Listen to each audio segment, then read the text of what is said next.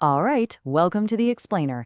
Today, we're going to dig into Victor Davis Hanson's commentary on a recent State of the Union address. His whole argument is that what looked like a massive political gamble was actually a really brilliant strategic move. So let's unpack how he says it all went down. So Hanson kicks off his analysis with a question that's, well, a little counterintuitive. I mean, given the speech's record-breaking length, a lot of people were bracing for a total flop. So how does Hanson argue it was actually a huge success? All right, so first up, let's really get into why this speech was seen as such a high-stakes, high-risk event right from the very beginning.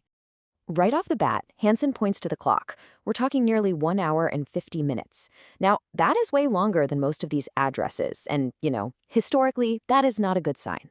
And to give you some perspective on that, Hanson compares it to Bill Clinton's long speech back in 2000. Now, that one was almost half an hour shorter, but it was still widely considered a tedious disaster, just a dry list of accomplishments. The fear was that an even longer speech would be an even bigger train wreck. So, the big question is, how did this potential marathon of a speech manage to avoid that same fate? Well, according to Hanson, it was all about completely changing up the format.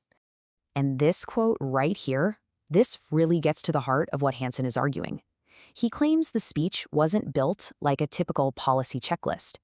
Instead, he says it was deliberately designed to be this emotional variety show, all to connect with the audience on a much more personal level. He basically breaks this whole strategy down into two main parts. First, you showcase American patriotism. You bring in heroes, you create these feel-good moments. And then second, you connect these very specific, very personal tragedies directly to the policies of your political opponents, which effectively puts a real human face on these abstract policy debates. Okay, so let's talk about the reaction from the opposition, because Hanson argues this was a really crucial part of the whole political show that night. According to Hanson, the really powerful moments didn't come from anything that was said. It was all about the audience's reaction, or really, their lack of one. He says their silence spoke volumes. Hanson kind of frames their choice like this. They were stuck, in a real political bind. On one hand, they could stand up and applaud for the guests in the gallery, say the family of a crime victim, and show they agree on a popular issue. But that would hand their opponent a political win. Or they could just sit there and protest, which is what they mostly did. But then they risk looking like they don't prioritize American citizens.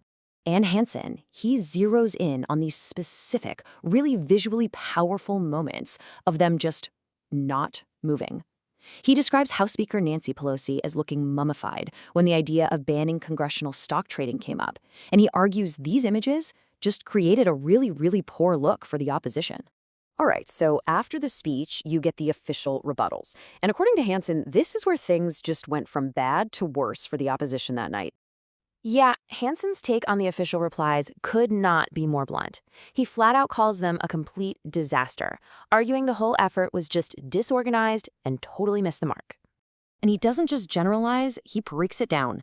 An uninspiring speech from Virginia's governor, what he called an incoherent Spanish language reply from Alex Padilla, and even this weird alternate venue at the National Press Club that he felt just made no sense at all. Okay, so after all that, what's the bottom line? What was the final political scorecard here, according to Hanson's analysis? Let's look at the outcome. Well, Hanson goes right to the polls, which suggested the public actually had a pretty positive reaction. We're talking roughly 2/3 of the people who watched it liked it. But here's the thing.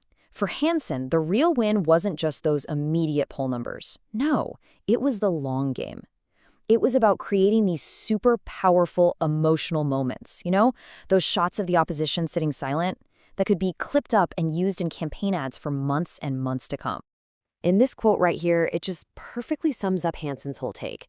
A super high-risk strategy that, on paper shouldn't have worked, but it did. It transformed what could have been a total dud into a big political victory. So what does all this leave us with? Well, this analysis really makes you think about a much broader question for politics today. When it comes to winning over the public, what matters more? Is it the emotional performance, the political theater, or is it the nitty-gritty policy details? It's definitely something to chew on.